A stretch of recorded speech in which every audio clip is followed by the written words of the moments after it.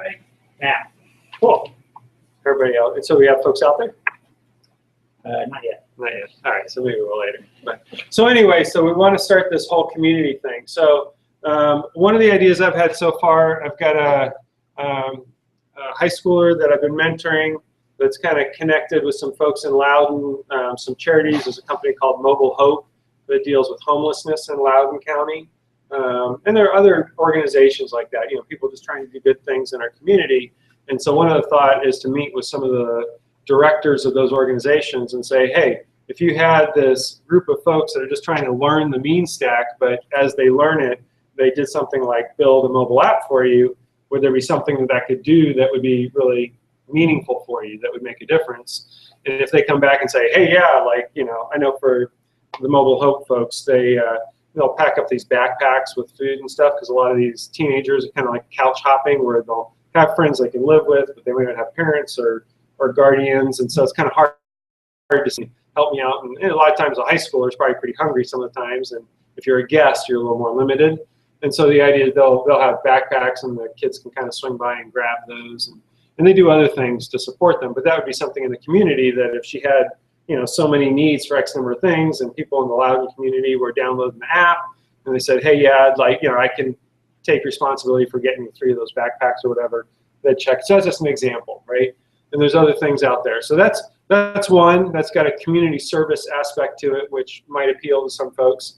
The other would be just taking a framework. Like, I'm working on a rule engine that we're going to open source, and it uses Node and Mongo, because I didn't find anything else out there that was really good.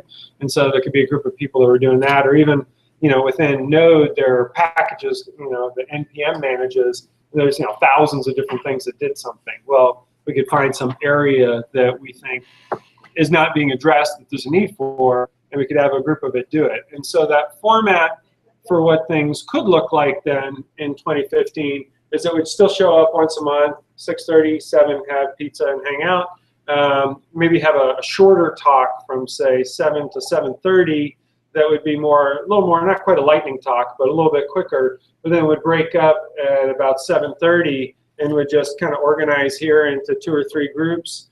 And you could have some folks that, you know, really knew a project really well and were very deep in the technologies, and you get other people that are brain spanking new, and they were just setting up their laptop for the first time. And the idea is you would group a set of those folks together and would kind of work and support each other. And if these things are up on GitHub and, you know, we're collaborating and we have discussion, you can use the whole process in GitHub to manage software development, which works pretty well. You know, you can do that in between meetings. So the fun doesn't have to stop when you leave on a Thursday night. People can get involved as much of or as little as they want to, but it would be an opportunity to have a more hands-on approach. And I know, you know, with a couple projects we have, and some of the guys doing Angular, you know, you can read the book and you can learn the process of directed services and how everything works, but it's when you're actually trying to solve a particular problem and make it work, that's when you really get into it, and stuff really starts to happen. And so that's a thought of what we could do out in 2015. We can always just stick with the tried and true talks as well. And so just kind of be interested to see what you guys thought of that. Ideas, discussions. What do you think? I'm for it. You're for it? Okay, cool. I'm interested in the from soup to nuts. A lot of times you get to build something and it never goes anywhere. Yep. Part of lead stack seems having worked in a lot of other architecture stacks. How do you actually get it to deployment? How do you maintain production? How do you deal with changes in the Mongo schema and data issues? Yeah. So that's really good. So, hi TJ. Cool. We're just talking a little bit. We're talking. So remember we had that conversation about community involvement. Yes. And I'm pitching that idea for doing more of that in 2015. And so, you know, there's a couple ways you can do that, right? In terms of soup to nuts, you can have more structured thing like that. What's the Learn Node University thing? Node DC. Node University. No, nobody? Where it's online and you take the Yeah, and you go through kind of the cutesy kind of thing. Nodeschool.io. Nodeschool.io, yes. So I mean, you can do those kinds of things where we're going through more of a classroom, or we can get thrown into a real project, right? So if we had a project that we were working on over 6 months, right, and it doesn't have to be everybody, we could have 2 or 3 projects, right? So people self-select and say, hey, I'm interested in this. Then in the process of saying I want to be a part of that team and contribute to it, you're going to have to get your development environment set up. So you might come one evening, and if it's not working all the way, you get set up, and as we're deploying a new feature, you're going to have to get into, you know, if we're using Mongoose or if we're using Loopback for, you know, the node to Mongo and handling that, then there's going to be all those issues where you're going to be, as you're implementing new features, you're going to have to take that feature soup to nuts. So do you think that would address what you're talking about? Yeah, it's not focusing on building anything big. It's right. sort of taking almost the most simplest app. Yep. And deciding, okay, well, you want it mobile, so is that Ionic? Is that right? You know, you can add on, and there's thousands of these add-ons that you can only know about 10 of them. And it's constantly changing right now. I mean, that's the exciting part, and also the difficult part of where we are right now in the maturity cycle. But yeah, that's a good idea. You were going to say something?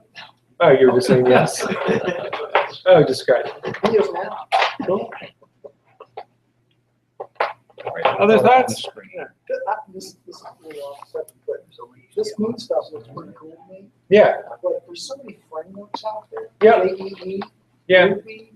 Yeah. I'd like to see somebody spend a little time and say, okay, Me's pretty cool. Where does it fit in a technology stack? The big picture wise, why did you use Me? Yeah. How's it scale? Yep. So we have done a little bit of that. architect, Maybe why what would we I need to want do is to schedule, I don't know, whether it's once a quarter or something like that, and just have like 20 minutes where we drive through that and do that 4 times a year. That'd be good. And not make that the subject of the whole meeting, but to really kind of say, here's a snapshot of where we are or something like that. Yeah, we could definitely do that. That'd be cool. Why are some companies picking this technology stack versus? Yep. Yep. And maybe pull together. There's the discussion board that's up there, but certainly we've got stuff like Walmart I was just mentioning out there. You know, that's a good case study. PayPal, New York Times, Yeah, a lot of there folks. are people that are implementing this. Why did they choose to go this route? Yeah, and mainly it's, you know, performance and productivity. That's what it comes down to. This thing scales better than almost any other stack, and once people go through the learning curve, they're creating very rich web apps and mobile apps, you know, that exceed any other kind of capabilities. So, cool. Any other thoughts before we kick it over to TJ on the 2015? Is there anybody that doesn't like that idea and thinks that's kind of a crime? I mean, it's okay to say it. It would be all right. I'm kind of interested to almost hear if there's any contrarian viewpoints, or is everybody pretty much, yeah, if we had some hands-on time where you bring your laptops, does that appeal to everybody? Yeah? Okay, cool. All right, so I think we'll probably head down that road. So when we get together in November, we'll kind of mature that idea a little bit, and then the meeting in December would be around kind of organizing that as well. So maybe we need to have some stuff that are full-blown projects for people who want to participate for several months, and just do little pieces of it as you go, which works really well. Has anybody worked on an open source project? Anybody? Got a couple? And so it's really a cool thing where, you know, you can go up to something like GitHub or Bitbucket, and we'll have discussions about feature requests. So maybe what we'll do is we'll take a look at the Keystone project, which is this content management system. And so people have ideas, and then if they want to implement them, they say, hey, this is a good idea, and someone says, oh, I can help out with that, and so they do that, and they'll have a bunch of code, and they'll issue a pull request, which will pull that source code into the project, and it happens. So maybe we'll give a little bit more on that as well. So, all right. So I met TJ down at Node DC a couple months ago, and that was good. Also met another guy who we just hired that's starting. Really? Yeah. Oh, So Daniel, do you remember Daniel, the guy who went to the what was it, the boot camp up in New York? Right. Yeah. Yeah. So he's going to come join us, work on a Node project. So that's kind of cool. So community works. So, but TJ said he'd done a number of things with Express on the projects he was working on, and that was an area that we hadn't really hit. So it's a whole letter in the mean. It was only 4 letters, and we hadn't really hit the Express one. And so really just invited TJ to come and share a little bit about what is Express, what's the difference between Express and Node, but then also to kind of show some of the stuff of what he's actually doing with Express on some of the projects he's working on. So with that, you ready for me to turn it over to you? I am. All right, let's do that. All right. First, I'm going to start with an apology, which is never something you should start with when you're doing a presentation. I am actually in the middle of changing jobs. And so for the past week, I've been getting all my stuff ready to transition.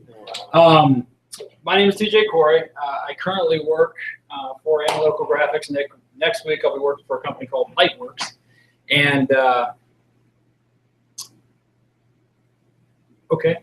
A quick question. Do you want to present off screen, or are you going to be actively doing I'm going to be actively, yeah, I'm going to be actively doing All right, stuff. I'll get a little intro first, and then I'll All right. start actively. Yeah, then I'll switch it to the presentation Okay. or the desktop. Sure.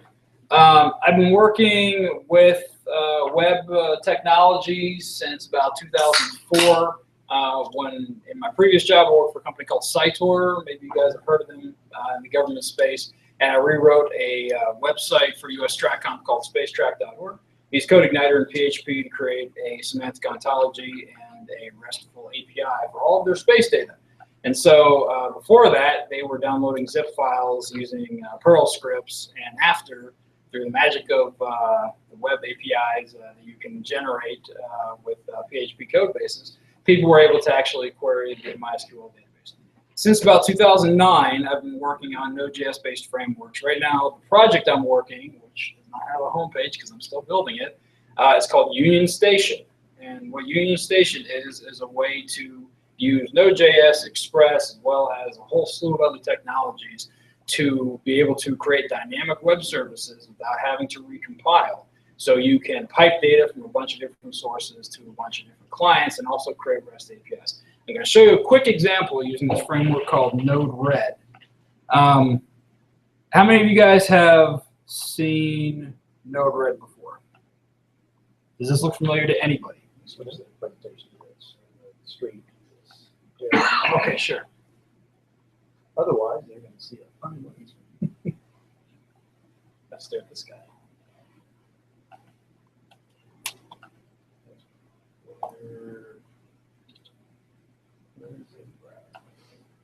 Entire prior work could be maximized. We'll go with that. Go with that and then maximize. Turtle's all the way down. Yeah. Okay, great. So by show of hands, let's see. Let's kind of walk backwards here for the technology stack. How many people have worked with Node before? Okay, how many people have worked with Express before? Okay. Those of you that are not familiar with Express, it is a framework that was created by a team of people led by TJ Huawei, I think is how you pronounce it.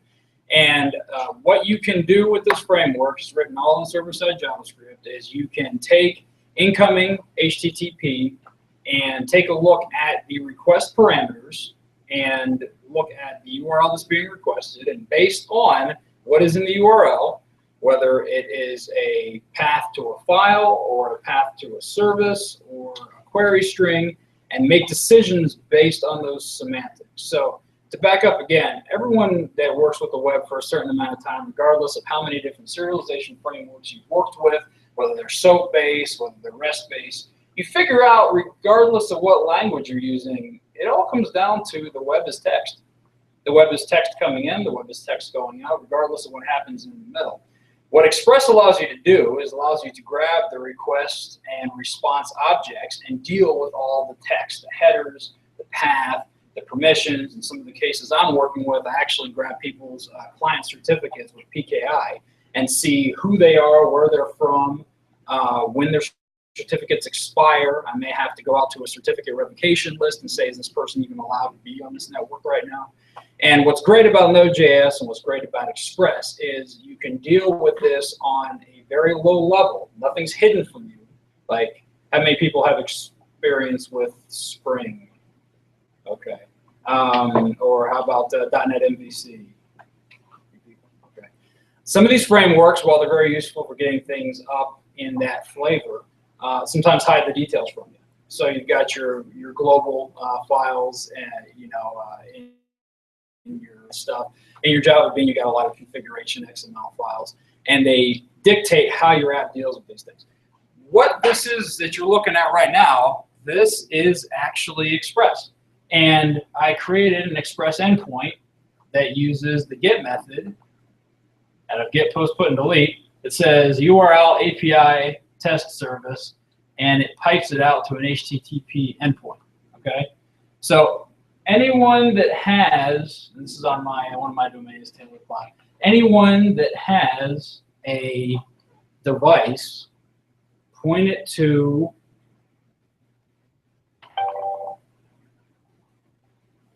taylorcloud.com/API/test service. Okay, you can start testing this on your own. You don't have to wait for me. If you notice, and I type in key value pair here, it puts out key value, right? So that's interesting. It comes out as a JSON object. It's traveled from this part of the Express application, which, I won't get into all the actual semantics of writing the Express application, but it takes your inputs in here and it says, hey, you know what? I've got this query string and there's some parameters. Well, what if I want to do a greeting? I want to say hi to someone through a web service. So maybe I can roll in a function. We're going to call this function greeting. Say the message.payload equals hi, and then we're going to look for name parameter, right? So now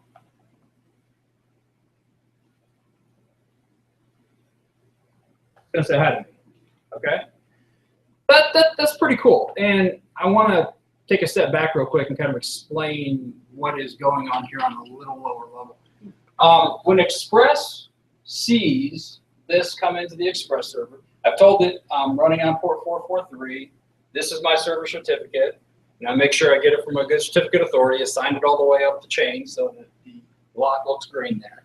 When I start the server on port 443, it starts listening. Now, the way the node works, we get down the weeds a little bit, Node has something called an event loop. And for the event loop, depending on what kind of system you're running on, Windows, Linux, OS X, it is going to use epoll, or it's going to use a scheduling service that the kernel has to start putting things in the event loop. So think of the event loop as a turbocharger, okay? And it keeps going around and around, looking at things that need to be executed, and every single time it does a tick, it finds something else to do. When there's nothing else to do, it exits. So what we're doing here, by starting up an Express service and giving it an endpoint to watch, we're giving it something to do. It says every single time a tick happens, listen on port 443 for things that are coming to this URL. When something hits this URL, I'm giving it a callback, asynchronous callback. Now, this is another point at which a lot of people get tripped up when you're writing code with Node. I'm assuming everyone that's raised their hand has done Node before. I'm pretty sure everyone in this room is familiar with JavaScript, and everyone's understanding the concept of a callback. When something comes in here and you can grab the parameters, you send this callback, the data gets transformed, you can send it back to the user. Now, the neat thing about Node and the event loop and how Express uses that is it stores request and response objects and waits for you to do whatever it is you need to do. But if other people are hitting the site right now, you can see that data gets transformed regardless of how many people are hitting the site. The reason it's able to do that is because it puts it down and waits for what's going on the next tick for all the operations to be done on that data. And then when it says, hey, we're ready to pass it on, it passes on. So let's see. If you take a look on the sidebar here, and I already took a risk by trying to do something operational. I'm not going to take an even more risk by trying to drag some more of these nodes over. But we have WebSockets, we have serial interfaces, we have TCP, UDP. I've got Twitter in, email in. Maybe we'll try the Twitter, see what happens. So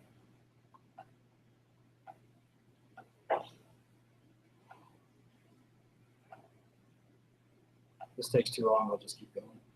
It's cool.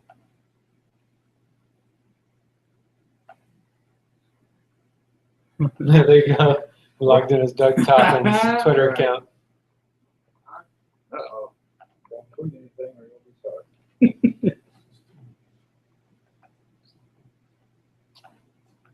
I think the screen is working okay, but I'm not positive. Well, let's find out. So I hooked up to a debug node, and we'll see what happens. So one of the things I'm doing right now, and let's see, let's make sure I got this configured correctly. The complete message, I'll send it to the debug tab.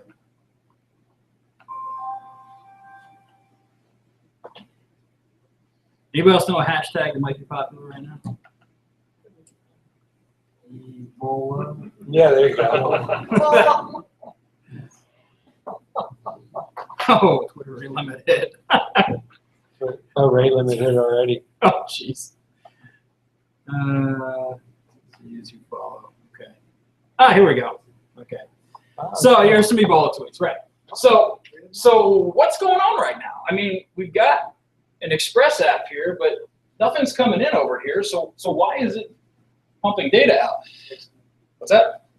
Yeah, it's listening on this port, which you can easily do, okay, for a third party to stream data in, which is what we're doing, and we're throwing it out on a debug. Now, what's nice about the way that Node-RED does this is if I wanted to, for example, set up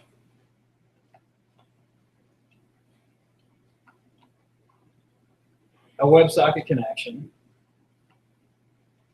that listens to, or that has an endpoint to streaming data on Twitter.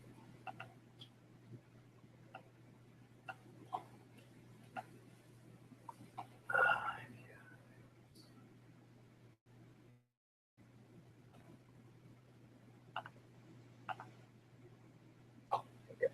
Looks good there. What's it? I was saying it looks good.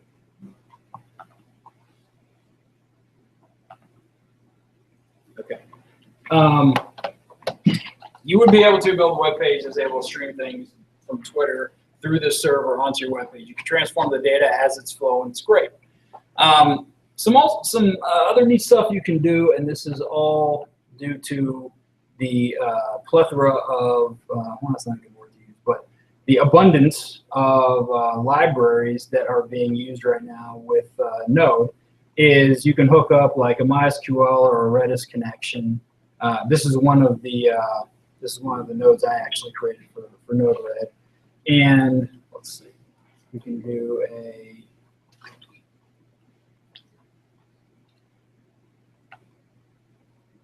set.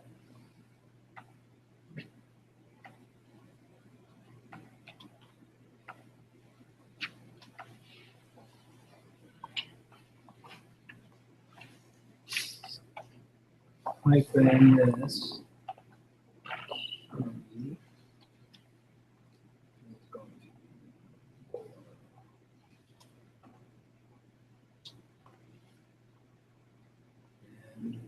There's a chance it might not work, so apologies if it doesn't.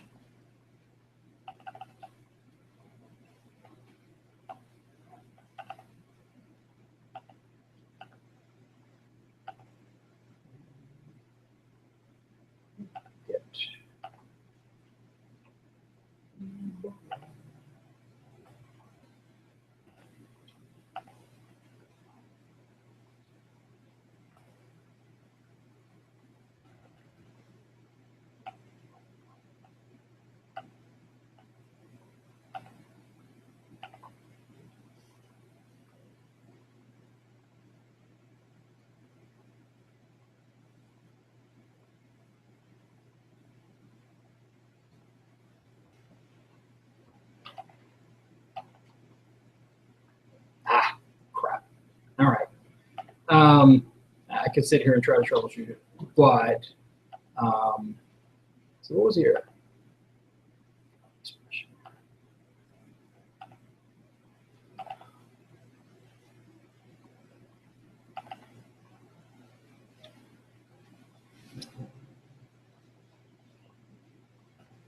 one more thing.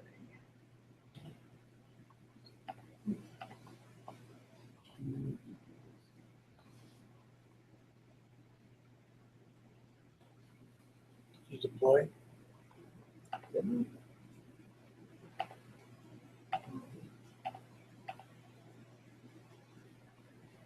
I'm stuck in the invalid expression. Doesn't work when you want it to. All right. Well, I'm sorry. That one didn't work. Excuse me. Yeah. Is it also mean visualization?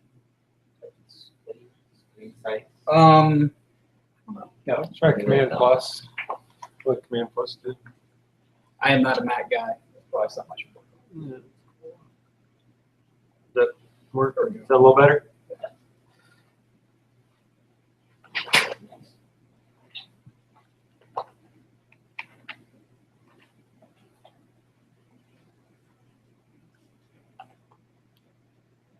Do you know if it's actually pushing Express? Is it modifying the underlying node configuration? And is it when you hit deploy?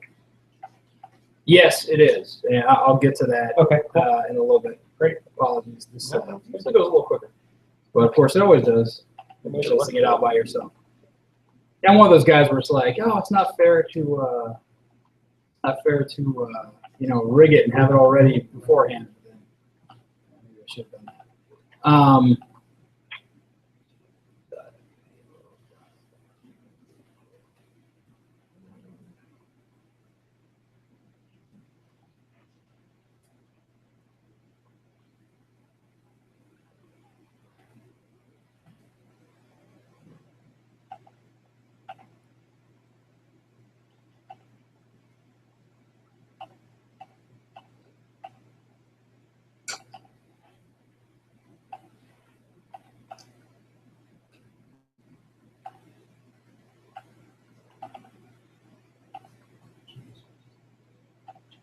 All right, I'm going to run one debug, and then if that doesn't work, we'll just press.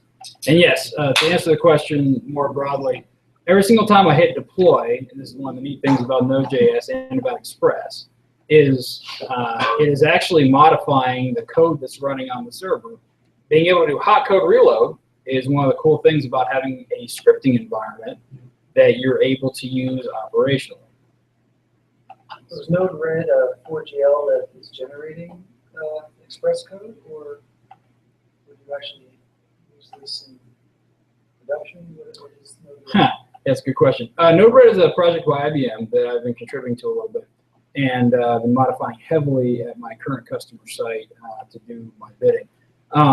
It is a framework that uses Express under the hood, and what happens is you have a bunch of expressions that you write by having these nodes. You say, I want you to create this app for me. It's going to go ahead and put all of the Express configuration, like you would handwrite it, on disk, and then loads it into memory. And so it has a flow description language that's in JSON, where you export these things. It gets dynamically read back in, including all the function code that I wrote. And it's just one of the many frameworks. There's NoFlow. There's a few other ones that kind of do something similar. So, but back to the explanation. What I was trying to do and failing was to save the tweets inside a key value store and then access the key value store from Express, which you can easily do, and I've done before. Of course, not going to work now because I'm trying to do it right here. But so right now, what I'm doing with this framework is I'm actually working in an environment where people are using lots of big, heavy framework languages, and it takes them a long time to create APIs and to merge data. In the past 24 hours, I've done 2 separate tech demos where 2 very large programs had APIs they've been working on for upwards of 6 months, and they couldn't get the semantics right, and they couldn't create an API that was easy to use. I was able to sit down with this tool and some customizations I've made on site, pull a bunch of nodes together, create the nodes that I needed created that don't exist yet, and create an API on my server running in my customer environment in very little time. I can also do the same thing using just Express, and it's important to know that regardless of other frameworks you have, as you can see right now, sometimes the frameworks don't work. Sometimes you have to look under the hood and see what's actually going on. But This really is the power of Node.js, and this is the power of using Express and some of the NoSQL databases. The fact that you can get this done quickly, you can get this done in such a way that you have a repeatable process, you can run without having administrator permissions, and it's something that's portable, can go with you anywhere. Most of this stuff will run natively in the browser. I use Browserify to pull some of these functions down. So let's say you have a tricky bit of code that does validation, or pulls from another data source and makes some sort of combination from two different data sources. You can grab that code, use Browserify or another browser adaptation wrapper library, and actually put it in any modern browser and show your customer exactly what you're doing using the console. Conversely, you can use the console in Chrome and a few Node debugging projects and actually see what's going on and debug your Node.js on the server, which is pretty cool. So that right there is pretty much the end of my presentation, and be happy to field any questions you guys might have. Is it possible in Node-RED to actually see source code that it's generating? Yeah, we can do that. That's what I was asking. Let's see. Do we have? Okay, yeah, here we go. So, and apologies is going to be difficult to see. Try to do my best. I've selected those nodes, so I export to clipboard, and bam, here's your source. So it's dirty, it's nasty, it's UTF-8 text. But what's neat about this, and this is something I probably should have brought up in the course of what I was talking about. This code is basically describing how the float is in JSON, and if you combine this with the source code from the nodes, we can go to GitHub if you want to see the actual source from Node-RED. But I created a web service using the Node-RED framework for other nodes that are copying my Union Station framework, as it's been called. All the other different nodes that are communicating with each other, and they actually can read the flows that all the other nodes have. Now, I have a web service that describes itself with metadata, which is kind of what a WSDL was supposed to do, the whole UDDI thing, you know? Hey, how do you describe your web services? What's neat about this is that other instances running this can not only see a description of the web service, they can actually implement it. They can download this code. Every time I hit deploy, it automatically updates because it's writing it to disk. So I write a service that reads that file from disk and sends it across. You can also have an open socket that says, when I watch that file, and I don't know if an SSH session open, something I can mess with that. But you can, since everything's a file in Linux, I can put a watch node on the side here, which uses fswatch from Node.js. Right here. You can watch a file here. And whenever that file changes, anything happens with that file, it automatically send out an event. So if I have that hooked up to WebSockets or TCP or even UDP, it'll be able to send out to everyone who's interested in that file change. One of the cool things I'm doing with this is I downloaded a few semantic ontologies from OGC and from National Information Exchange model and some of the other authoritative ontologies we're supposed to be using when doing government service, but not a lot of people follow. And so I downloaded all the source files into a source tree, and whenever updates happen to those ontologies, people can get notified automatically. We have email nodes that use some of the email Node.js libraries and say, hey, the ontologies have changed, or maybe they only want a notification when ontologies change in services that they're currently subscribed to, or when things will break their current processes. And so I can stand up here and tell you all the different use cases, and there are a lot of use cases that I'm currently juggling with this framework. But suffice to say, what's neat is that because the code can be reflective in this way, you don't have to go through a stack trace to figure out exactly what's being called. Since it's a scripting language, you don't have to compile it up, and you have the source available to you. There are a lot of really neat opportunities with doing web services that you just don't have available using other languages. So the customer has been more Java-based and .NET-based in the past. How are they doing with the idea of running Node and stuff like that? How's the general uptake been around that acceptance? So how many people here have worked in the government space before?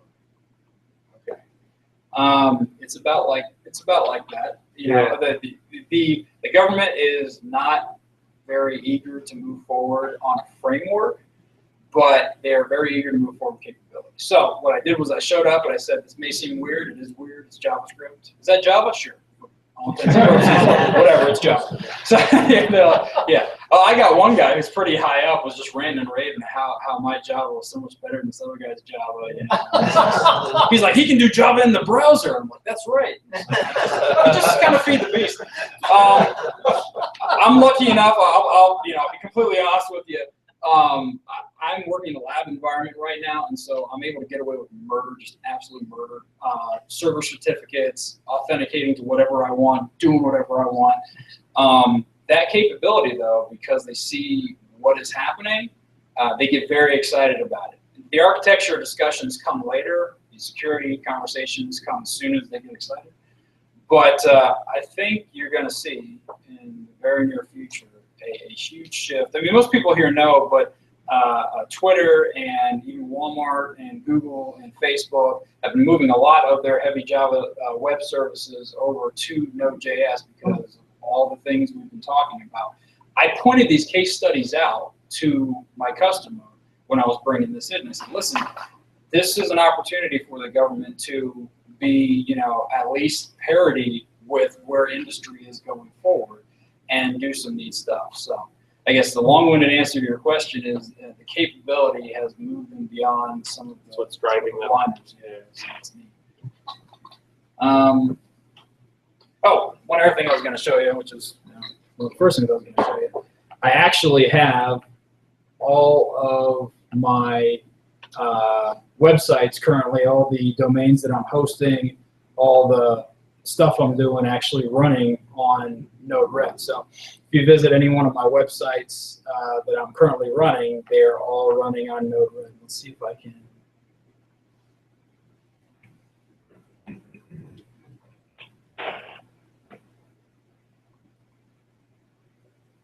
Okay. So this is a website that is a template for a new company, actually. And I got a nice little parallax effect going on here. And what's actually driving this parallax effect, which you can't see in the background, is another JavaScript project called Cesium, which is a 4D WebGL-based globe that is in the browser. And so what I'm actually doing with the parallax effect isn't like a CSS trick. I'm actually moving the virtual camera across Baghdad, and what we're going to do is actually going to show live feeds from drones and a bunch of stuff, doing stuff in the background. So it's pretty cool. So, yeah, and I can stream live data streams transformed into, it's called CZML, which is a time dynamic descriptive language of how things move through space and time, using the web services that I create in the back end. So, and yeah, I'm trying to keep a lid on it because I'll go mess with this stuff. That's cool. It's pretty exciting. Okay. How do you find all the kind of frameworks like that? Just networking? I was working on, and still am working on, 2 separate private frameworks that are kind of like this. And so this has been my interest since Node came out. This is what I knew Node could do. I've got another interface I can't show you. That's pretty cool. That's like, this is all done in SVG. I'm doing the other one in WebGL. I found out about it because as I'm doing my other frameworks, I'm constantly checking out Hacker News on Y Combinator, all the development forums on Reddit, basically anywhere that people are posting about it. I engage in discussions. It's very important for you guys to engage in discussions if you want to find out about cool new stuff, because as you know, all this stuff is never going to be advertised to you. You're not going to be able to go to Hacker or Node School and find out about it, because they're going to teach you the basics. Their curriculum was made 6 months ago. This has only been public for, 8 months now. And the second it came out, I knew about it because every single day I spend a half hour to an hour going through all the posts, tracking down every lead, even if I think it's derivative. I think I've seen it a million times before. I check it out, I download it, I run it. And you know, when I was interviewing for my new job, I said, you have to understand, I'm going to be charging time against research every single day, a half hour to an hour. I'm not just, you know, obviously I screw around on Reddit like everybody else does, you know, but I'm not charging that time. But there are a list of sites I always go to, GitHub repos, what's hot, what people are commenting on NPM, look at the rankings and just see. And so when this came out, I picked up on it within a month because this is something that I'm interested in. I'm already building my own frameworks.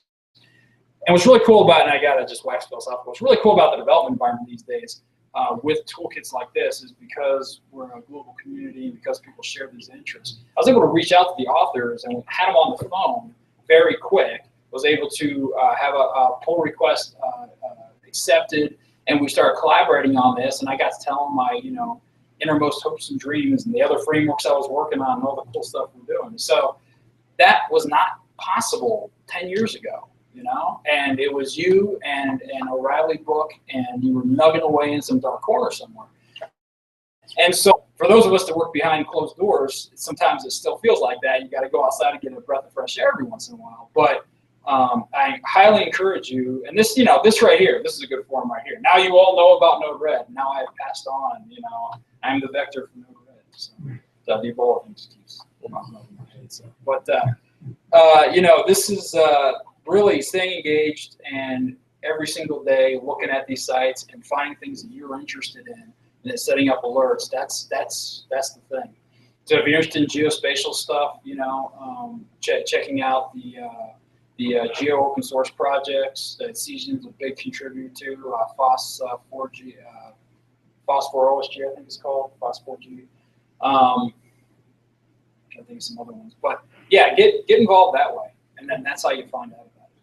One question I've had for a while now with Node is, with the explosive growth and plethora, literally, of projects on GitHub, what about maintainability in the long run? Meaning, somebody goes in, generates a few thousand lines, 10,000 lines, and the team turns over in 6 months to a year. 2 years later, somebody else picks it up. Right. A boatload of frameworks have changed. There's contributors to them. You don't know who's been accepting pulls on it. You don't know the content of it anymore. But you're just doing, you know, NPM up because I want the latest and the greatest. Or how do you think maintainability is going to be compared to the past, in a sense, when you think of Java and IDEs like Eclipse and so on, versus literally 6 months significant turnover? Right, absolutely. Technology as well as code. Okay. Well, that's a great question. It's the first thing I asked myself when Node.js came out. I said, okay, here's a bunch of C++ wrappers around libuv, which Joanne came up with, and then they're connecting it to the V8 engine, which is what Google came up with. Well, Google, are they going anywhere? No. Is Chrome going anywhere? No. Is V8 going anywhere? Or already kind of has. They have a new engine that they're using, but they're still maintaining it, and they're still porting code back and forth. So that looks pretty sustainable. If you take a look at like Maven with Java, anyone suffer through Maven? Okay. Anyone really like Maven? Artifact is pretty. Hats off to you, sir. It's terse. What's that? It's terse. That's right. So people have preferences, and the important part is if you take a look at the things that you like, you have to ask yourself what's the maintainability. Now, what's the maintainability for Maven? It's open source. The evil empire bought Java. You know, a lot of people are bailing. You know, how is that going to be maintainable 5-10 years in the future when Larry Ellison now he's stepping down from the role as emperor and now he's going to devote full time to destroying open source developers' dreams? I don't know if that's what the plan is, but the point is you find something you like, you find out. With Node, I took a look at that. I said, okay, it's a very small wrapper around a very sustainable core. Now, the big question you said, which was NPM, and just the absolute minefield of half-maintained packages out there. I take a look at that. NPM is like 30,000 modules in active development, and like I think there's only 15 or so that have been that people say they use. I forgot what the percentages were. I should have looked it up, but that's where you get to know Node really well. And what's important, though, what's extremely important, and this is what sold me on Node. Honestly, this is what sold me on Node. I've done .NET, done Java, done Python, Perl, everything else. I've used CPAN. You know, I've struggled with you know, Ruby gems and everything else. Node does not need anything, including Express, to start up a web server. It's got its own built, installed a bunch of code from Nginx, did a good job of it. There's nothing besides core Node that you need to move that text that is the web from one place to the other. Everything else is awesome sauce, but you can always come up with that yourself. Yeah. JavaScript is also the lingua franca of the internet. There is literally a package for everything. You can actually run a large part of jQuery in Node, except for obviously the DOM stuff, which you need something like Cheerio or Phantom.js or something else. So all these things taken together, I think it's extremely sustainable. I think for what it is, a way to get the text of the web from one place to the other, it's great, and that core is never going to go away. Having said that, yeah, definitely unit test. So then, let's say you're an operations manager. You're running a big site. You've got a bunch of developers that are a big production environment. You've got a bunch of developers all listening code, and every day some guy comes in. I've got this hot new framework that's in my stuff. Another guy says, I got another one. I'm using Lodash. No underscore. Right. On and on and on and on. So now you've got an operations environment that, if you look at a Venn diagram, is like a star chart. You know, it's kind of like, and how do you, from that perspective, maintain it from an operations perspective? There's single sites that are being managed by one guy, a couple of guys, whatever. Right. But imagine a large site, and you've got 24-hour operation and a boatload of a variety of frameworks, different versions, etc. How do you do that? How do you take responsibility for something somebody else? If somebody comes to you and says, right, you do great work, I want you to manage this site where we got 50 guys all putting stuff in, and you get to make it keep running. Okay. Few things. One, I make sure that we have a good test environment set up. Make sure that we got Jenkins, or we've got something, Travis, something that is going through the code and making sure that we got code coverage. All right, we use coveralls with Node. Make sure you got good code coverage. Make sure you got good tests. Make sure you got regression tests. In terms of keeping something up operationally, it boils down to how you're managing your semantic ontology, how you're managing your endpoints, and what user requirements are. If user requirements are 100% uptime, then obviously whatever you've got right now needs to keep running until whatever is coming online is able to replace it 100% of the time. That relies on your test and integration environment, making sure that you've got dev and prod and DevOps, the magic word now, is running correctly, and you're able to use whatever it is your process is to test that out. What's nice about DevOps process is the fact that under the development umbrella, if they bring in a bunch of crazy stuff, all you have to do is make sure that you have your goals set up for how your production has to be. Well, I did Space Track, right, 100% uptime requirement, and we had people that were pulling it for national security reasons. One time I actually got a phone call at home 9 o'clock at night because does everyone remember the Phobos Grunt incident when the Russian Mars explorer was supposed to go to Phobos moon of Mars, didn't, and it crashed Earth, a ton of hydrazine, was going to kill everybody. Yeah, I remember that thing. So I was managing Space Track at the time, and I had to make sure the web services were working 100% of the time, and one of the operators logged in and did something wrong, and I'll be honest with you, because I just did the functionality, and it was just me at the time, and later I got 3 more people. I didn't write a test for it, because I was like, oh, it's just a week, Got a phone call at night, and the Japanese had actually called the State Department because they had incorrectly said that it was going to land in Tokyo on Christmas Eve. And that caused a big problem, right?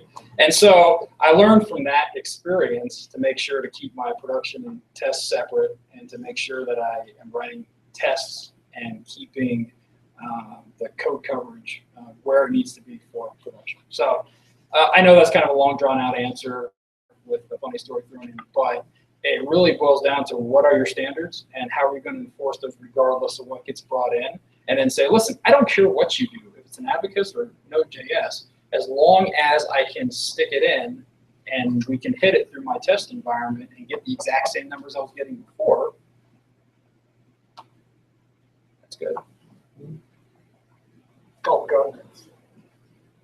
No, but the governance It's is not a not technology Node. issue of trying to manage it. Lodash, no, the underscore. That's the one I'm using. Lodash is a Microsoft bastardization, so you can't. So, but my point being that and this is more, I guess, the aspect of GitHub and agility from that perspective of the number of projects that are out there. How many of them? I trust it because somebody did a pull request, and the guy that manages it Well, of course, it may not be the same guy, or it might be the same guy. It might be the same guy who's doing the pull request. So how do you know? That's the point. Well, that's what I mean. It's the rate of change, I think, is the level of concern that I have at times as to the rate of change cannot be examined. It's not being eyeballed by people that are familiar with it. But you don't always have to take the latest, right? So I think that's Yeah. where the governance process does come in. And so you can't rev and increment all your different libraries until you've gone through whatever your adjudication process is. It's really the same issue with Java jars and. Oh, yeah, It's all the same issue. Yeah. It is. Yeah, when are you going to go from Hibernate 3 to Hibernate 4, and how are you going to do that? You either look at Microsoft as good in this situation or bad, right? It's good because it doesn't change. They're locked into a certain number of tools, certain number of implementations, stack. Or you look at it as bad because you're locked into a certain number of tools stack. Yeah. So you take either the good that you either look at it that I have all these options, or I look at it the bad way that I have to deal with all these options. Yeah.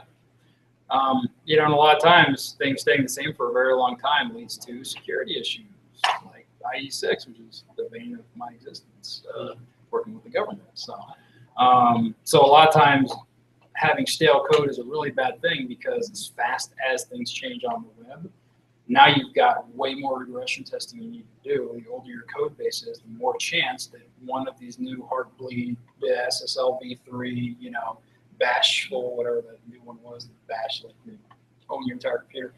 These things are going to be a problem that's going to be so extreme you're not going to be able to fix it because between 20 versions ago and now, someone thought of the fix. But now because your code base is so old, you're going to have to catch up to where that fix was. I've seen that happen a few times, especially with SharePoint. Anyone else wrestle with SharePoint? A lot. Okay. Yeah, if any, like you walk in, you see SharePoint 2003 on the page, you run for the hills. So it's like old .NET code, and then it's like, oh, secure this. Yeah, good luck.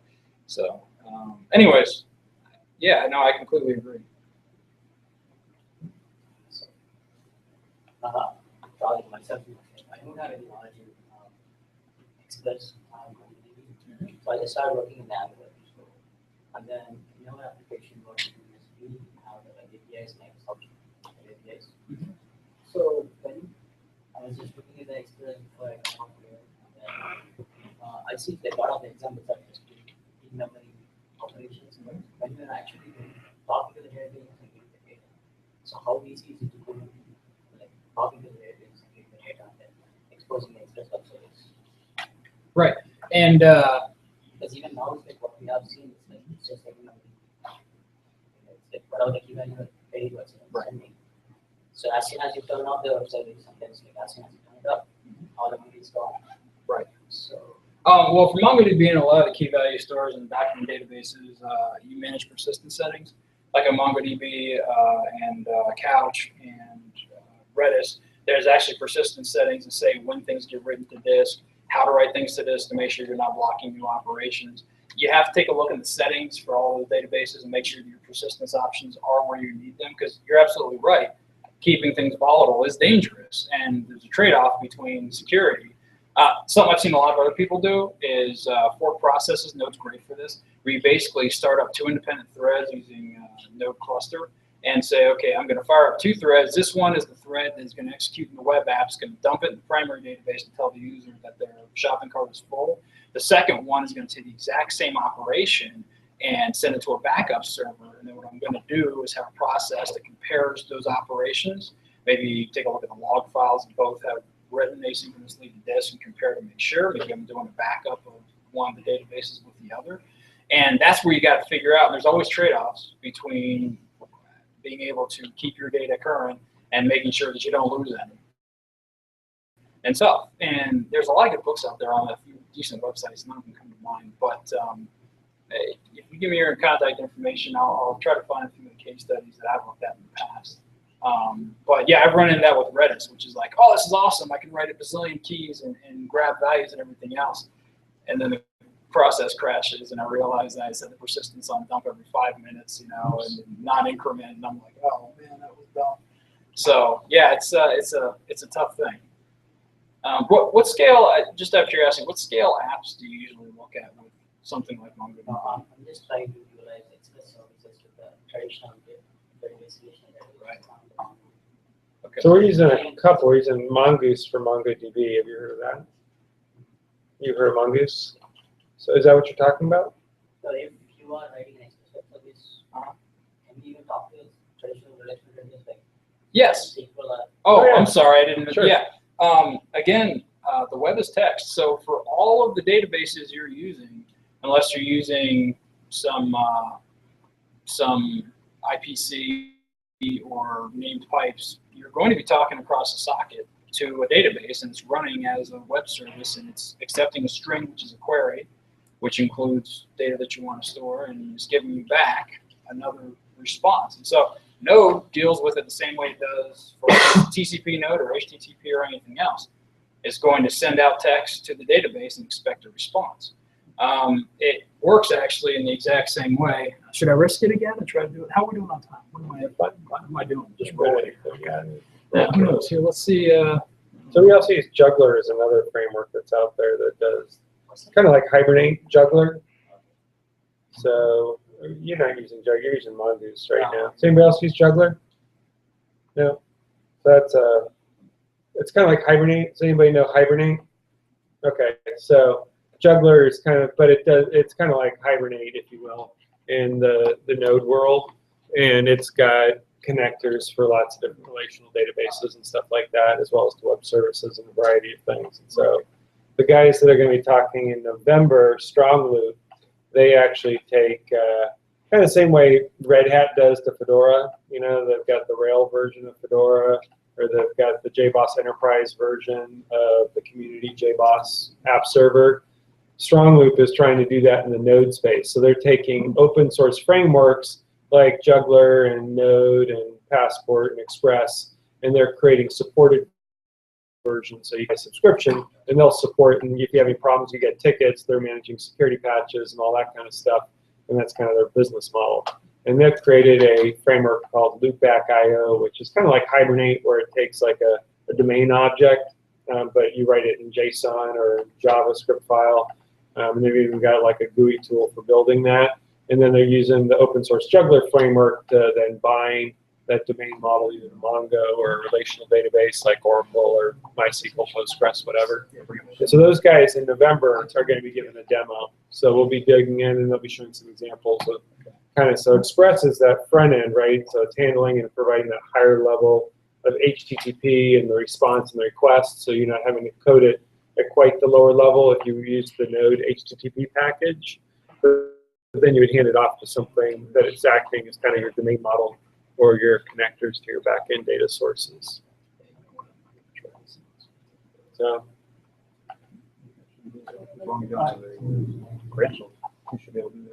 So I don't know if we want to get into it in the meeting, but so like if we went to look at Express, like we wouldn't necessarily find and use Node Red. We want to look at like some Express examples and sort of like what it would look like what kind of code this generates in the back. Because I saw there's JSON objects that describe these nodes, but we want to like even do the simplest like hello world example for what an Express snippet of code would look like too. I don't know if I have that. Yeah. Yeah, I mean, I just didn't know. Sure.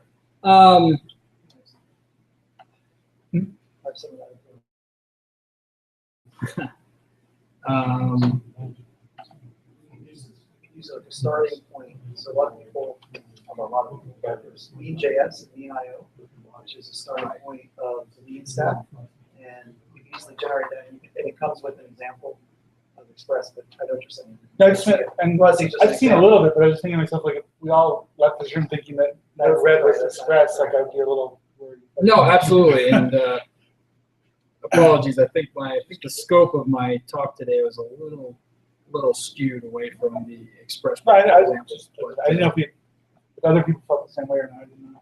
Yeah. Okay. So we only have like a few people here with actual Express rates, right? I don't like to see. Okay. Sure. Let's see. 21.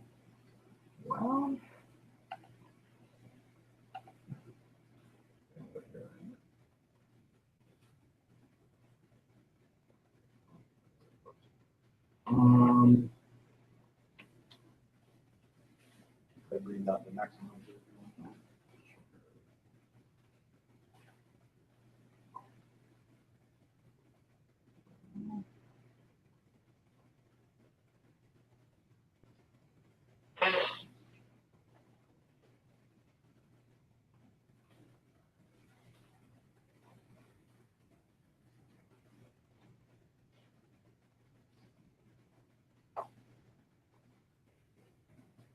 Take a 5-minute break while I try to cack something up. Does that sound fair? Is there something like that? Yeah. No, I'm gonna try to pull it down, but I want to. Oh, okay. That's fine with me, I just was. Yeah, no, just a question absolutely. or a suggestion. You'll need to write it down or whatever you do. Okay. If you want to write it down, whatever. Or two. So yeah, either one. I've not seen no red before. That is very cool. Yeah, thanks. Yeah, I guess I should have asked you. No, you're doing great. It was great. I mean, we could just walk through. This is just like the express code page. We just want to walk through some of those examples and just explain what code. That might just be a narrative format. Might be the easiest.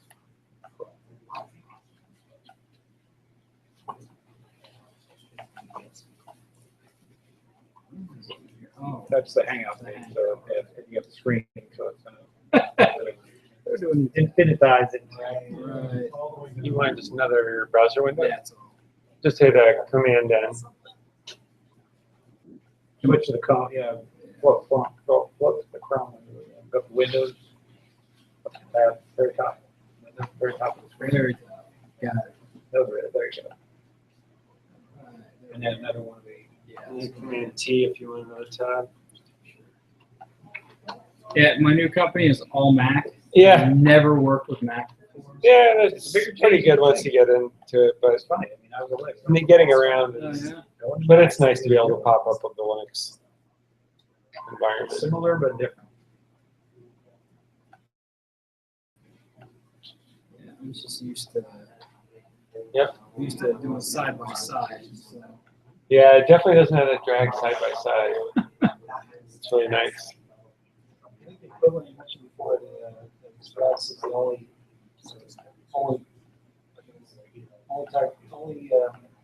one of its type where you can just do APIs right out of that. I think Sinatra in the Ruby world. Yeah. Right. Yeah, absolutely.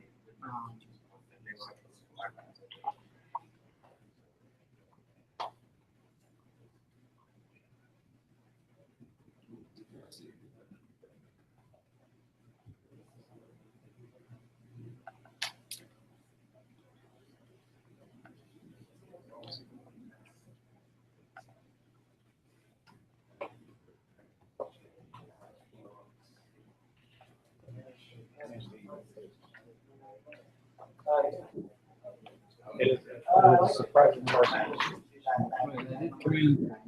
May not. It has command, yeah, C copy.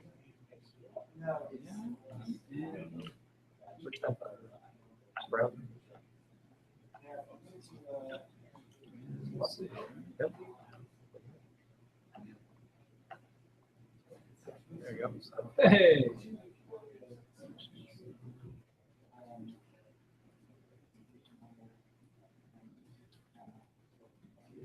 Yeah.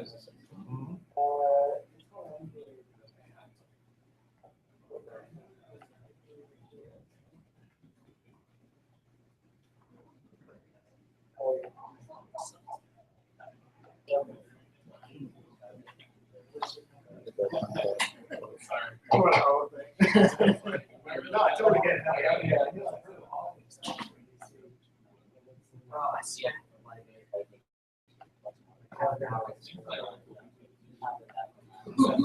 I didn't know. Just kind of getting up. We usually just have two or It's just on so. GP. Yeah, I thought we were only going to get up into like a 5-minute. I think that would be what you do. Usually if I'm the only guy.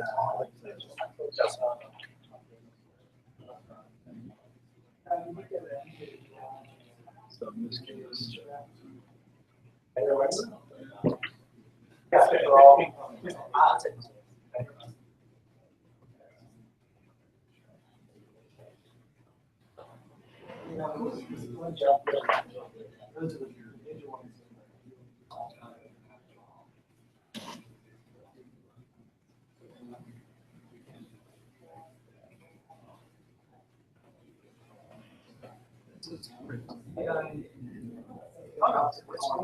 Yeah, that was what I was doing. How you should have it because it's Well, it's doing,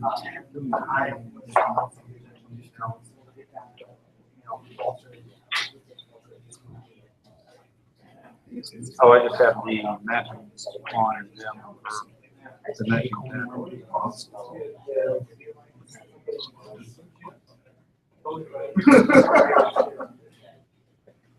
Anderson. it should be either. Okay. Um,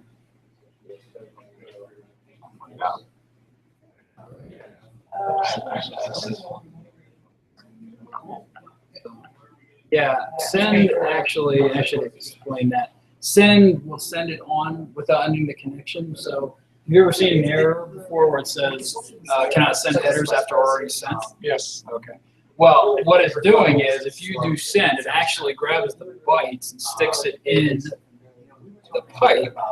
But this is actually a string, a Unix string, is how it does it. So if you're stacking a stream, you got flow control in the stream. Okay. So what this is doing is telling him, hey, go ahead and clear what's ahead of me in the stream. Go ahead and pipe it through. And so end says I'm ending the stream. In which case it ends the connection and it sends your TCP hang up. And so it basically saying we're done. We're done. Yeah. And so what happens is if you try to add information after you send the end, then Node says, hey, I've already finished writing everything that's going to get written here. So that's why I always use end for sending it. That's your intention. Send, you can screw it up. Yeah. Okay. Can I open up a second terminal? This is I'm trying to control key inside there. control it. The command cell can. There you go. Same thing. What am I Side by side. I got I don't know what I did. I hit command, I hit control C. Tell you what, Now it's on the There it is. I got it. I found it. do a Yeah. command D, it'll split into two vertical, or two horizontal, so you can see them both at the same time.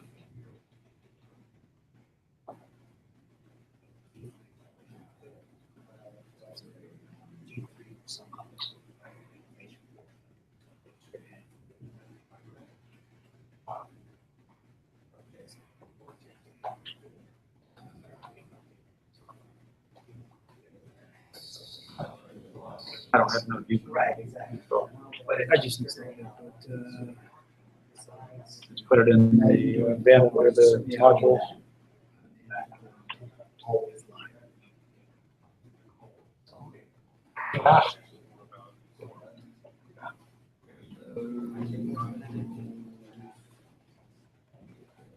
No access. You got got denied. you don't have permission. You're not running it. There it is.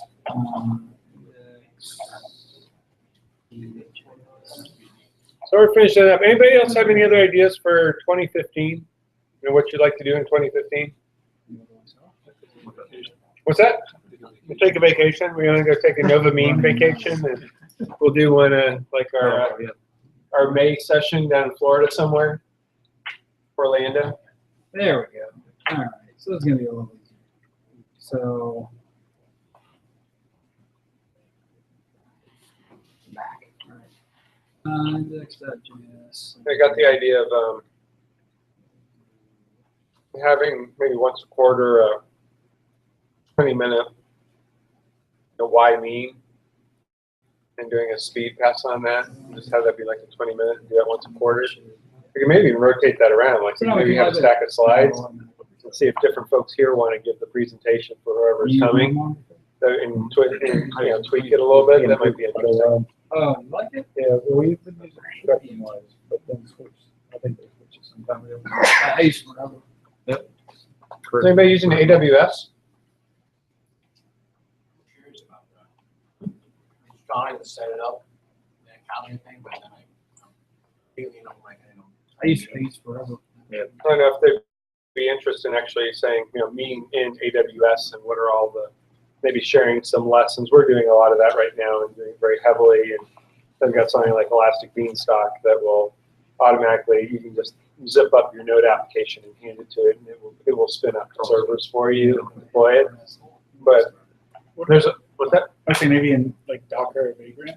Docker, we've got a couple guys that are special, but yeah, Docker and why Docker. I still haven't fully understood why that's so compelling yet. I would love for someone to convince me that Docker is the best thing since sliced bread.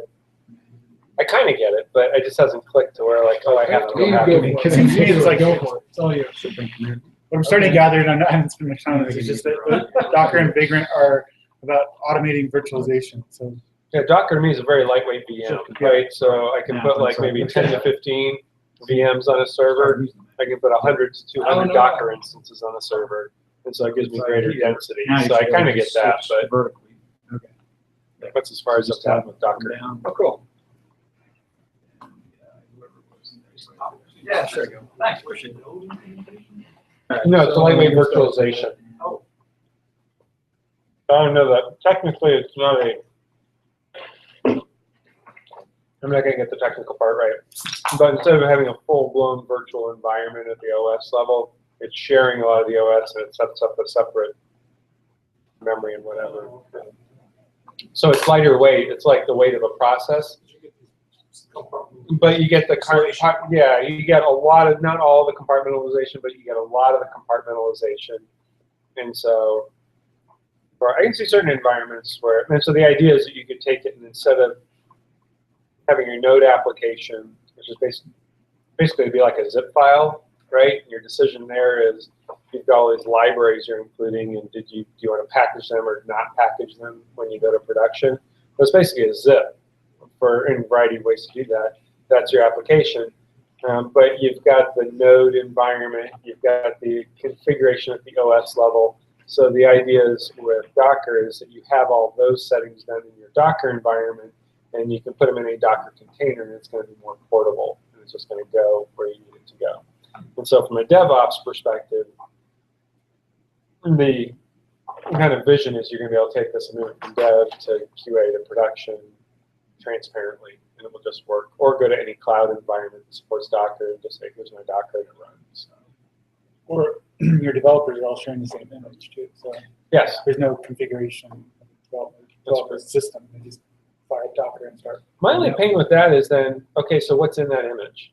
I And guess so you could that build would- your own, right? Huh? I guess you could build your own and then Dockerize it, right? You could, but once it's Dockerized it, and I'm the third guy who's gotten it, I have to go back to the first guy and say, what did you do here? Yeah. Whereas a But lot in of theory, you times, only have to do that once, right? right, whereas if I have a node application, package.json, and the basic structure, I know what that guy did from the beginning. Well, that essentially is a Docker file. Docker file is what's used to generate the image. So you send an image and you attach it to the Docker file too. The Docker file is just what we use. Yeah. to Yeah. create it. But what's been done to configure that environment since, is that documented anywhere? If you regenerate the Docker file, otherwise you can just save it. You can save an image to a tarball, for example, and generate that way, but it's hard to look at. It's better to edit the Docker file and treat it as your source and just regenerate the image. There you go. It's a preview of a discussion we should have and how that relates to Node. That's neat. That's a good idea. Yeah. So, Yeah. Okay. When it comes to what you were talking about, though, just looking at the package.json, that's the reason why I rely heavily on Git right now. And I've used Subversion, I've used a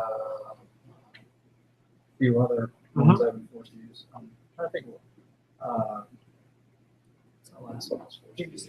CVS. No, it wasn't CVS. It was Mercurial. what was it? I've used Material. No. Perforce, thank you. Oh, God. Yeah. Yeah. I still use that as my Git merge tool. Really? Yeah, because the P4 merge. P4 merge is awesome. Yeah, right? that's awesome. That's the only thing Yeah. I've ever used. And Right. So my current company uses Perforce almost exclusively. Oh, wow. And all the guys who are doing season rebelled and got their own GitHub account, and they've been doing that. So I've been posting things on there. But anyway, no, but it's very important to make sure you got your repos down because a lot of times you think the package.json is good, and this has happened in quite a few open source things, where someone will fiddle around in some of the libraries and not commit back to the original. And so and then because the node modules get ignored, which is pretty standard practice, and then they'll commit it, and then you'll download it, and something will be horribly broken. And Right. even though you're like, I have the version you said, oh yeah, I forgot I changed this file or whatever. So that happened in one of the projects I was using in my deploy node called Inliner by Remy Sharp, and it worked great, except if you had a CSS file that was pulling in an image from an external URL using the URL syntax, and it just broke horribly. And so I had to track him down. I said, "Hey, you maintaining this, man?" He's like, "Yeah, no, not really. Not that expensive." Anyway, this is Express. This is all you need to do to get Express working. So right now I'm using Node 1 up top to look for changes in the file on the bottom, which is my index. .js, which Node is running, and this is all you need. Can I? Yeah, just hit Command and then plus. Command. All right. So probably the same. Yeah. All right. So See, there you go. It's working coming out. I You're getting learned better how to for your do it Mac. with the Mac. This Yeah. is great. I'll be the superstar. Okay, so very similar to what you saw with Node Rage. You get a path, you get a function that calls back. In this case, when you hit the root right here, you're going to get res.send, which is going to send back hello world. For this path right here for test, I'm sending back the URL that you sent in the request.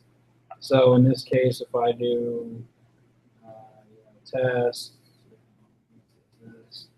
so it's going to say it can't get it. So it's actually looking for the whole path. But if I do that, it'll send me back the query string. So it's important when you're doing RESTful stuff. Sometimes people like to use this syntax. Make sure you're using your regular expression or an asterisk or something else after. So right here, app.listen, port 3000 is obviously what we're using here.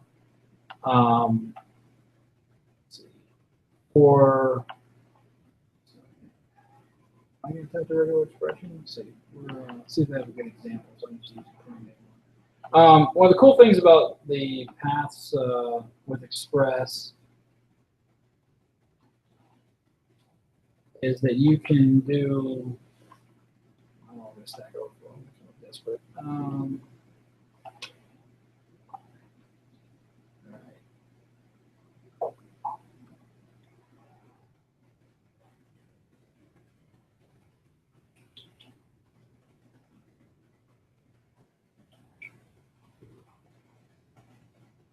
yeah, of course it is.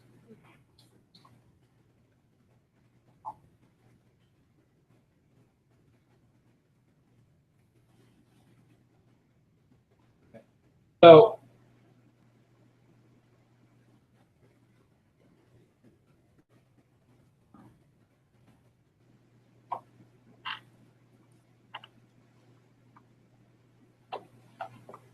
you should just be able to put a regular expression in the path, and it should go ahead and route it where it needs to go.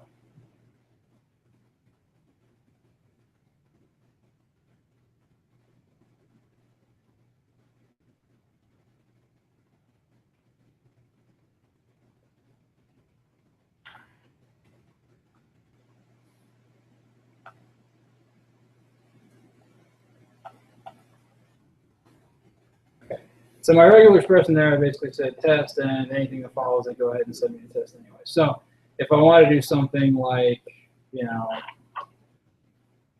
that, but any of my other regular JavaScript functions, pattern you see a lot, and people are making RESTful APIs.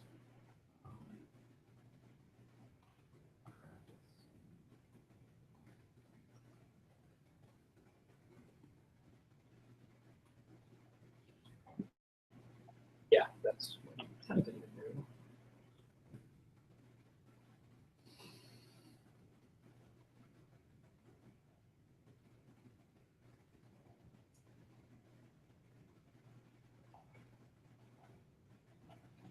Yeah, well, actually, no, that's a string.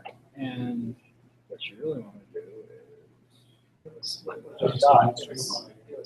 yeah, I see that.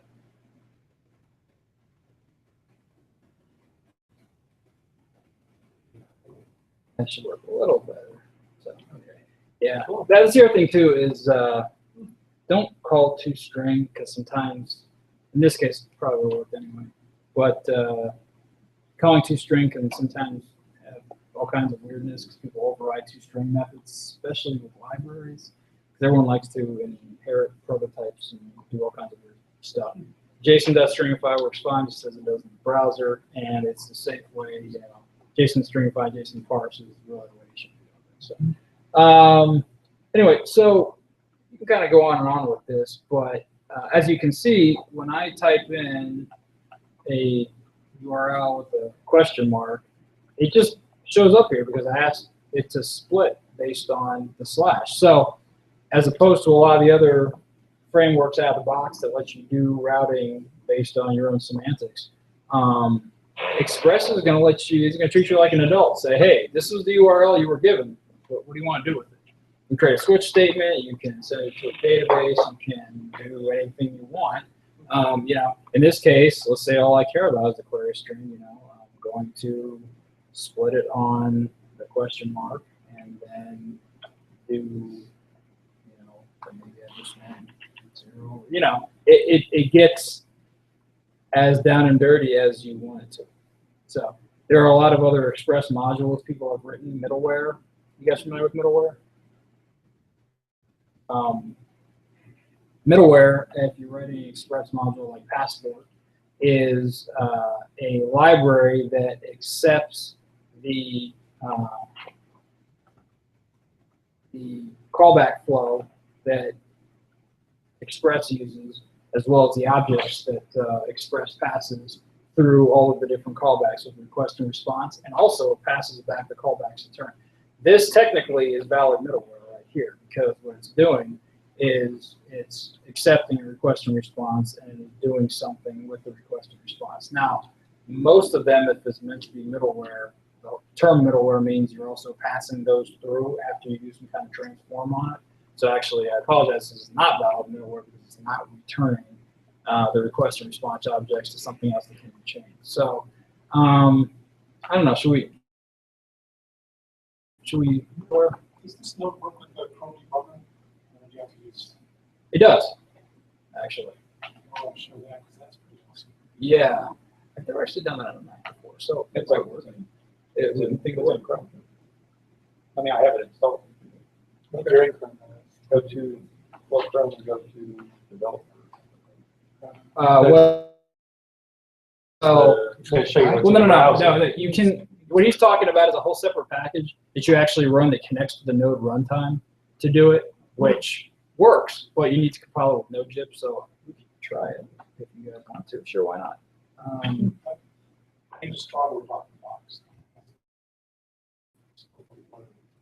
Yeah, Node Inspector. That's what it's called. So yeah, let's go ahead and tempt fate. Why not? Already this far.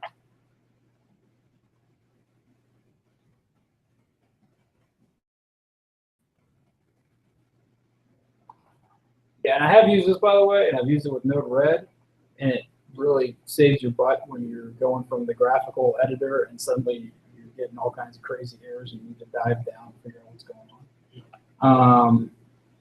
Yeah, so for those of you who have never used this, it's called Node Inspector, and since I can't use it globally, I'm going to have to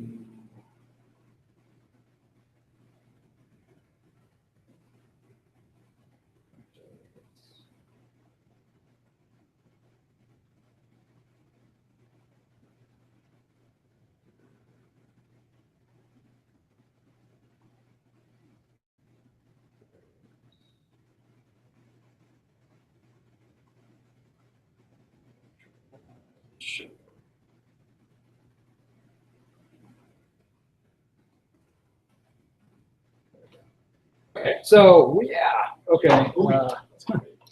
Let me guess, command minus, holy cow. So,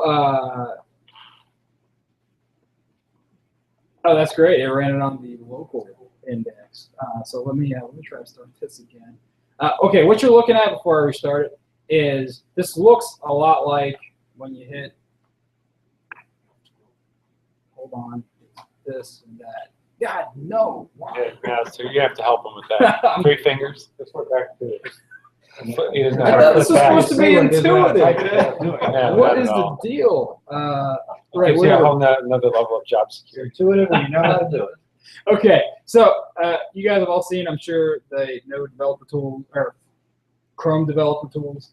What this does, it actually takes, as a matter of fact, the Chrome developer. Okay, It's just running it outside. okay, so what do I hit? What do you want? You want the Chrome developer tools? Well, I want to hit F12. My goal So is to hit that just F12. gives us little tools there. Okay. So I can. Right. Okay then.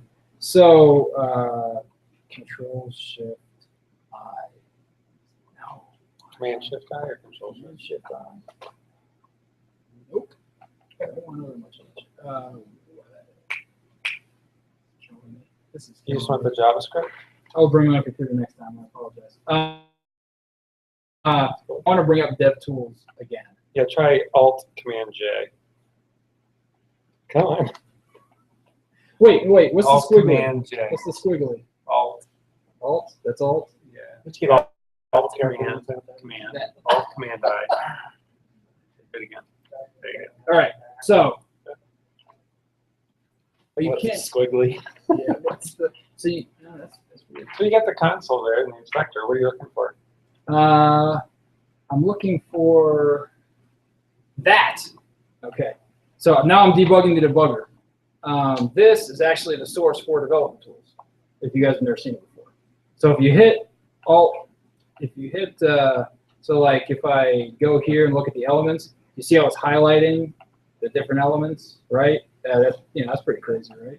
You're inside your debugger. You're debugging the debugger. All the debugger is actually just HTML that was written by Apple, actually. Apple, right? And there's a JavaScript library called CodeMirror. And so CodeMirror is what gives you all the funny stuff. This is GUI. You can actually extend this. I'm working on an extension right now that actually uses Node-RED to let you edit stuff in your browser, including the stuff that's in the debugger, and then save it and automatically do Git repos and all that other stuff.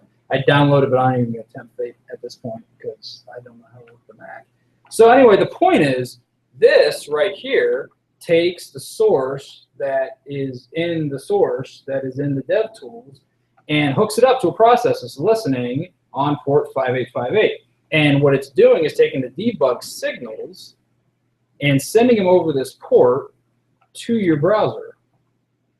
So in effect, what you can do is use this GUI, which is the same GUI as the DevTool, and put breakpoints in and send those commands back to the Node debugger that's running coprocess with the thread that you're on, and you can debug your node while you write your node, which is pretty cool.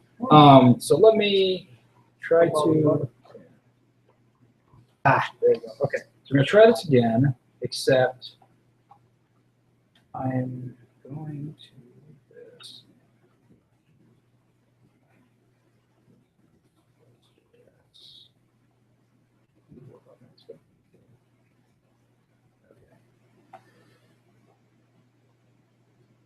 So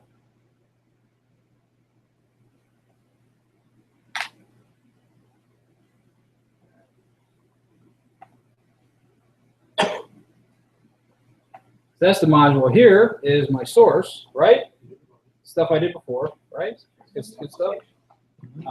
So, so if I split on that again and hit Command S, then I pick the no from yes.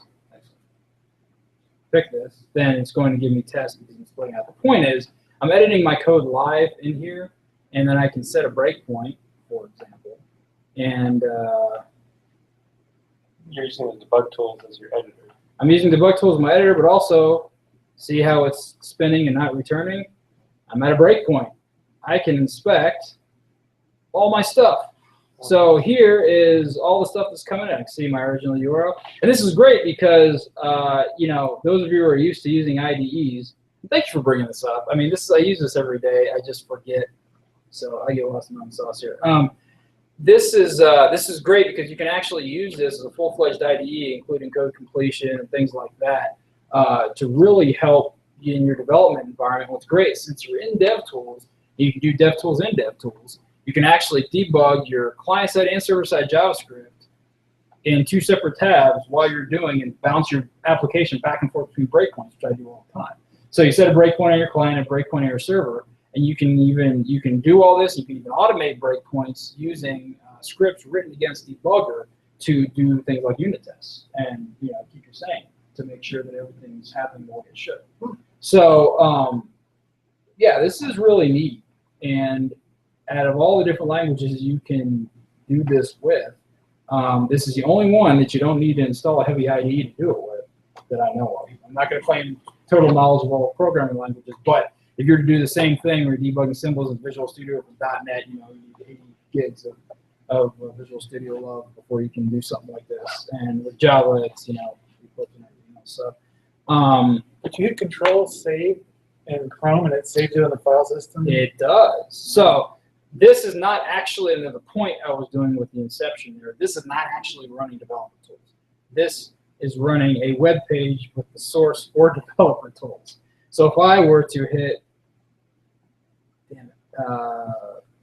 that, yeah, okay, and I were to bring this up, what you're going to be seeing here is the source for developer tools, which looks like the source before when I incepted the developer tools, right?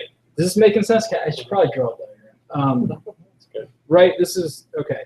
So, for example, when I'm looking for inspector common CSS, and I click on this, did you see the network path?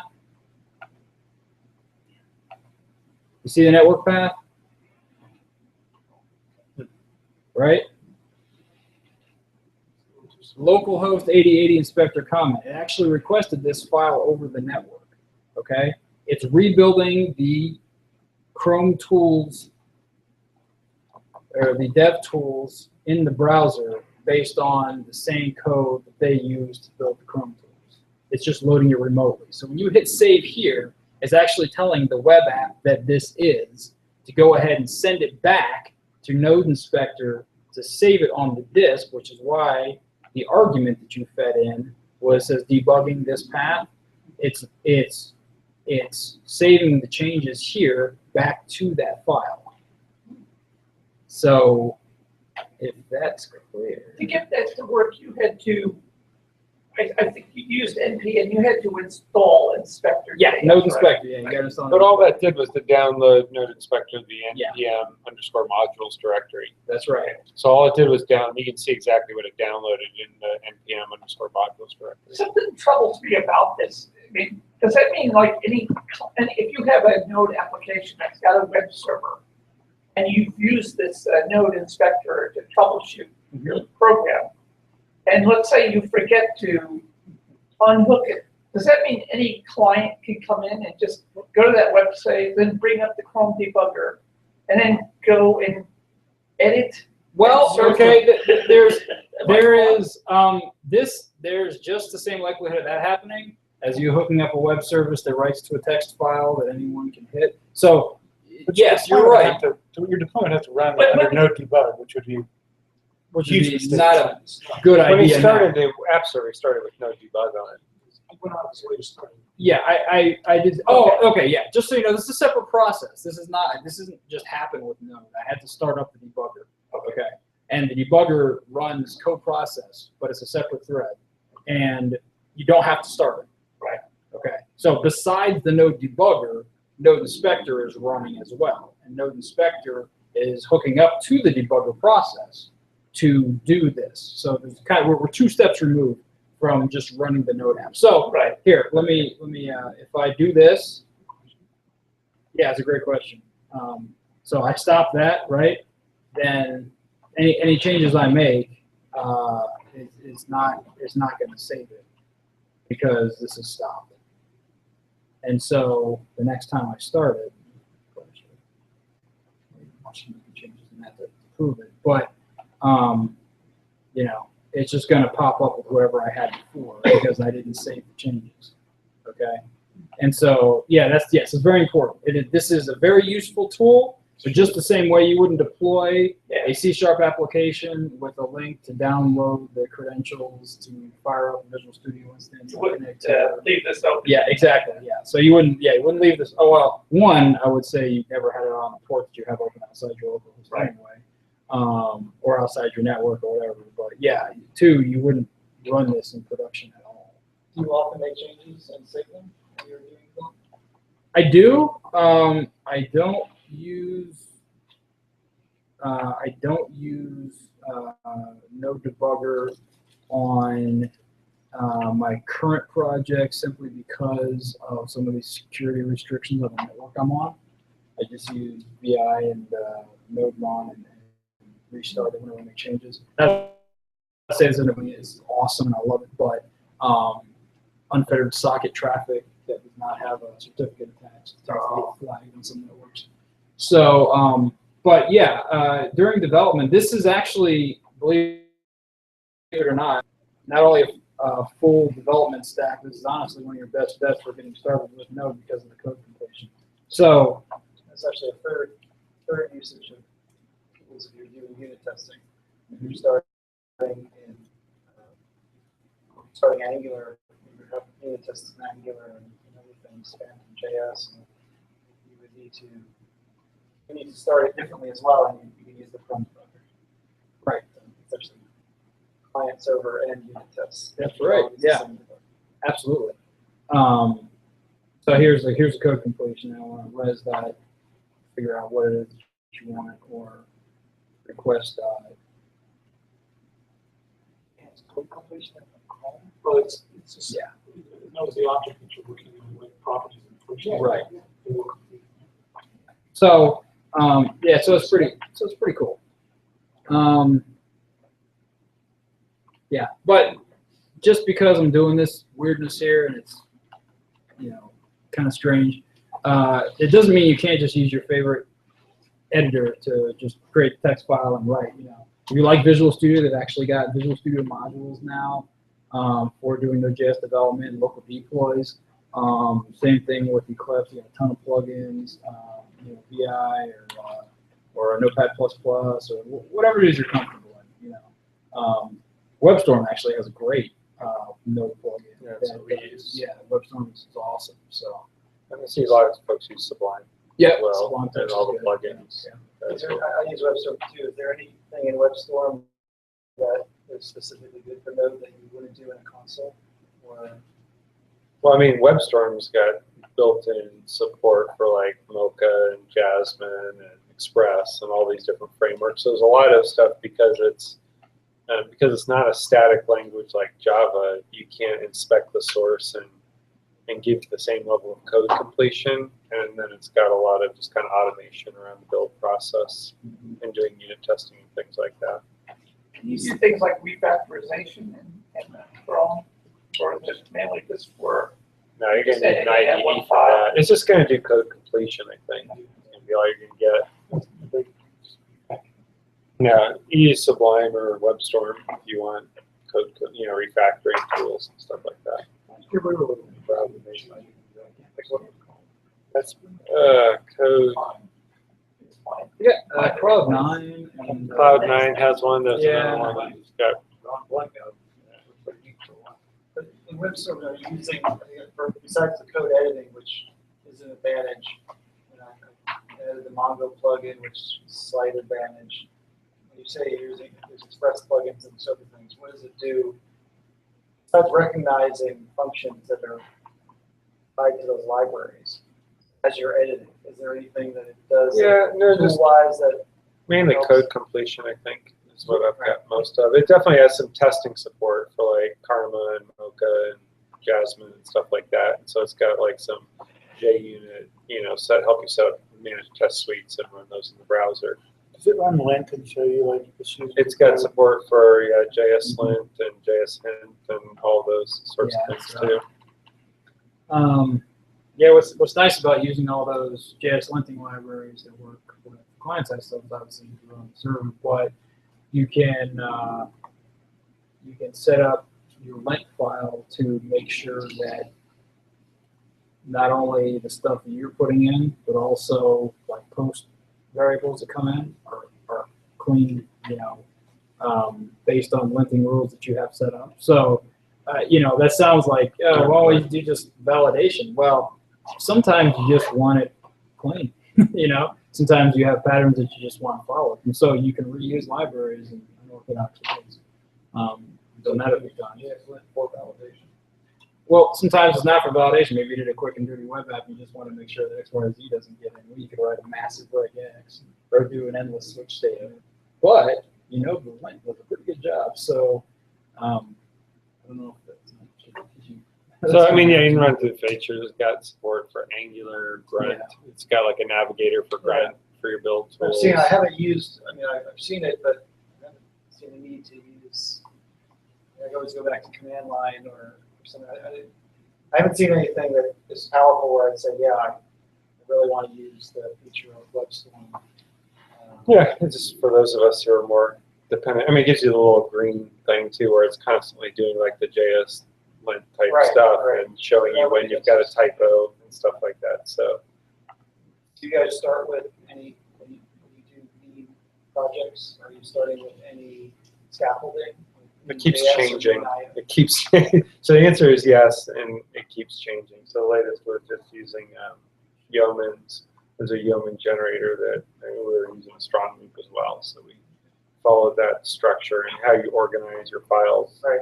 We keep having discussions and keep changing it. Do you group based on type of file or do you group based on domain object? And it'd be great to have more of those conversations. And that's where I think if, again, coming back to the 2015 timeframe, if we're actually building applications in here for half an hour or 45 minutes or an hour at the end of each session.